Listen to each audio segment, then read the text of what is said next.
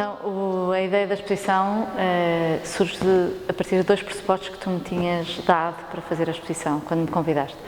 O primeiro era trabalhar apenas com o acervo da galeria, que eu gostava aqui dentro, e depois o segundo era pegar numa peça da Alexander Mir, que era um tríptico do Rainbow Series. Eu olhei primeiro a primeira coisa que fiz foi olhar para essa peça da Alexander Mir e perceber o que é que nela me atraía, o que é que a partir dela como é que eu a partir dela conseguia pensar uma exposição. E pensei exatamente partindo daquela peça e não um tema onde ela se incluísse, mas o ponto de partida foi mesmo esta peça. E depois estive a fazer uma pesquisa exaustiva das coisas que tu tinhas em acervo e a partir daí, e pensando na peça da Alexander Mir, reuni um conjunto de trabalhos à volta da ideia do horizonte. A peça da Alexander tem uma linha que é uma linha que divide ou que une dois arco-íris, quase como se fosse a dobra de dois arco-íris, e esta linha, esta dobra, este horizonte,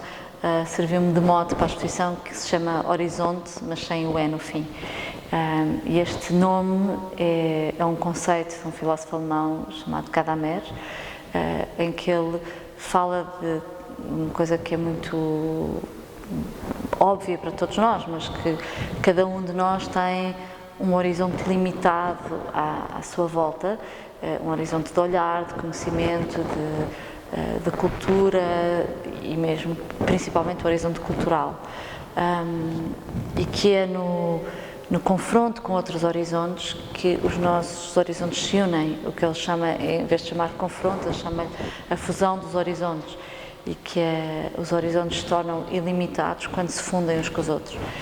E eu achava que este conceito da fusão de horizontes era muito interessante quando se pensava, para pensar numa expressão coletiva de um acervo, onde de facto é uma fusão de diversos horizontes, de diversos artistas, diversas maneiras de estar, diversas estéticas, mas também é o horizonte do galerista e o meu próprio horizonte, todos se fundem e criam aqui um núcleo duro, uma massa que eu acho que é esta exposição. Para falar sobre algumas das peças que estão na exposição e porque é que eu a escolhi, voltamos a Alexander Mir. Os Alexander Mir são estes três arco-íris duplicados e que parecem uma mira. E imediatamente essa peça faz ressonância com esta que está atrás de mim, da Ana J, em que tem os ratos a apontar para um alvo, para uma mira, e que tem este de procura de um alvo e de um ponto que se quer acertar e que se quer encontrar, mas ao mesmo tempo o que é curioso neste trabalho é como isto está desfocado, por isso é quase como um print que saiu errado, que saiu ao lado, sabe, isto não ser um print, portanto ela a brincar com estes erros, mas nós normalmente olhamos e achamos que os desenhos têm que estar dentro da linha, portanto nós temos que olhar e as coisas têm que estar encaixadas dentro de um horizonte e que na verdade aqui elas saem, é como se manchassem o fora da linha, e se há esta ligação muito literal do alvo e dos arco-íris, ao mesmo tempo tem esta ideia de uma linha que é transgredida, não é? E a ideia da linha aqui que é transgredida, ou de um horizonte que é transgredido, fazia todo o sentido. Depois temos, por exemplo, este díptico do Manuel Botelho, que são duas armas a olhar uma para a outra, que são as duas armas que fizeram a guerra colonial, a arma mais usada pelos portugueses e a arma mais usada pelos nossos inimigos. E elas olham-se e a linha está na linha do nosso olhar, e é uma linha invisível que era o horizonte do olhar deles que se confrontava neste conflito que está em branco, porque nós não vemos, não há nada ali no meio, e é um bocadinho para o espectador poder projetar também a sua própria leitura deste confronto e deste encontro de olhares. Depois temos esta peça do Sancho Silva, que é um artista que normalmente é muito difícil de expor numa exposição, então numa exposição de grupo ainda mais, de acervo, porque faz grandes instalações, mas tinhas esta maquete muito interessante de uma peça que ele fez na Manifesta, acho eu, não, no Cairo. O Sancho tem esta peça que ele fez no Cairo e que é muito interessante porque é um dispositivo onde o espectador está dentro do espaço expositivo, se senta na cadeira e enfia a cabeça dentro de quase parece um funil gigante, e quando enfia a cabeça dentro deste espaço, que lhe parece fechado, de repente olha para fora do espaço expositivo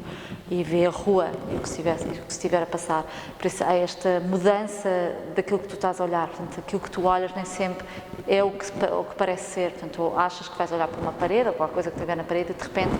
olhas para a rua, e esta metáfora de para que é que tu estás a olhar e como é que isto muda é muito interessante, e é muito interessante no trabalho do Sancho, tem tudo a ver com modos de olhar, e achei que era muito interessante. Depois temos mais algumas peças que acho que são importantes de referir. O jogo com a linha, e com a linha que é vertical e que é horizontal, também é feito depois com a peça de chão do André. Do André Guedes, que tem uma peça de chão de relva, que era o parapeito de uma janela, e era um vão de uma janela, e que é esta ideia de retirar, ele retira alguma coisa que já estava usada num teatro em Turim e traz para o espaço expositivo, por isso é a mudança do contexto da peça, mas também a mudança do contexto deste olhar, e aquilo era o vão de uma janela que de repente passa para o chão, e a janela como a abertura para o mundo, e esta abertura para o mundo como uma janela também está presente na peça do Pedro Cabrita Reis, de uma janela branca que não tem nada, na qual não se vê nada, mas que tem a metáfora toda da janela renascentista, onde o mundo pode ser projetado, e a pintura era uma janela para o mundo onde se deveria fazer a ilusão da realidade, e que aqui a realidade é completamente branca, como se fosse possível quase apagá-la ou recomeçar de novo, ou nós próprios imaginarmos o que quisermos. Depois essa linha que falo aparece também nas duas esculturas do Miguel Ângelo Rocha. Primeiro naquela coluna que está em frente e que faz um diálogo com a peça Pedro Cabrita Reis, e que é quase uma coluna à brancusa e que não tem fim, e que é um horizonte todo torto, se quiseres, e que esta ideia de que os nossos horizontes não são sempre linhas diretas, mas são coisas que podem ondular, e que é bom que não sejam direitos. E depois tem a outra peça da romã, uma romã que tem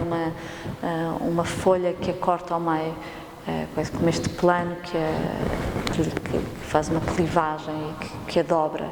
e a ideia da dobra também vinha já da peça de Alexander Mir, e esta ideia da dobra e de uma linha que corta ao meio também está presente nas peças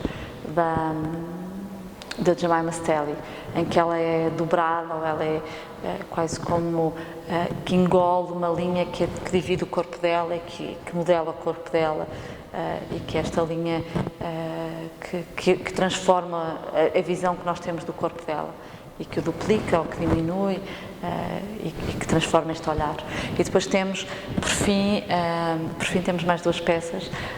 A peça do Pedro Calapés, que é este muro preto e vermelho, e que é o oposto da peça do Sancho, que é a impossibilidade de ver,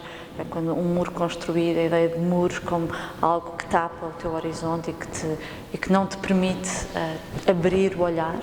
então algo que para esta fusão de horizontes, e que depois tem o Field of View, ou Field of Vision, da Luísa Cunha, em que é uma peça de som em que ela pede para o espectador sair para ela poder ver, e temos este lado de imaginar o que é que a artista quer ver, o que é o campo de visão dela, e qual é que seria a peça que ela iria olhar, porque a peça está no princípio da exposição, onde ela pode olhar para qualquer coisa, e é interessante esta ideia de que nós estamos no campo de visão sempre de outra pessoa, que nós nos cruzamos com outro, e é nesta fusão destes campos de visões, ou como te falava no princípio, destes horizontes, que a visão de facto acontece.